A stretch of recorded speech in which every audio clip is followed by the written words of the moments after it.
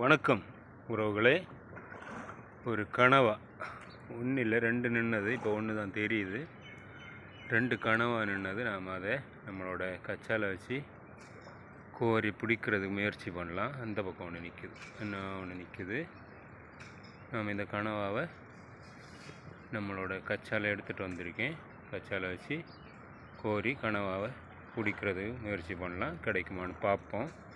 ரெண்டு கனவா நிற்குது, ரெண்டுமே ஜோடியாக நீந்துட்டுருக்கு. நாம் மெதுவாக கச்சால வச்சு அதை தூக்க முடியுமான்னு பார்ப்போம். ஒன்று உள்ளே போயிடுச்சு, ரெண்டும் உள்ளே போயிடுச்சு. ரெண்டையும் நாம் கச்சாலுக்குள்ளே தூக்கிட்டோம். உறவுகளை பாருங்கள், அருமையாக. அது இன்னும் பயப்படலை. பயந்தால் இன்னும் அது மை பீச்சிரும். பாருங்கள், நாம் பிடிச்சிட்டோம் கணவாயை. சின்ன சைஸ் கனவா தான் இது. நமக்கு இரையாக பயன்படுத்துறதுக்கு ஏற்ற கணவாய் தான். பாருங்கள் உறவுகளை, நாம் பிடிச்ச அருமையான கணவாய். ரெண்டு கணவாய் தூக்கிட்டோம். போயிடுச்சு மறுபடி தூக்கிட்டோம்.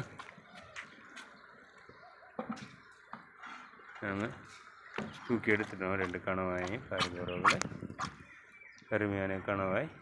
சின்ன சைஸ் கனவா தான், இரையாக பயன்படுத்துறதுக்கு ஏற்ற சாதனம் தான். நாம் இதை உயிரோடைய வச்சு இரையாக பயன்படுத்தலாம்.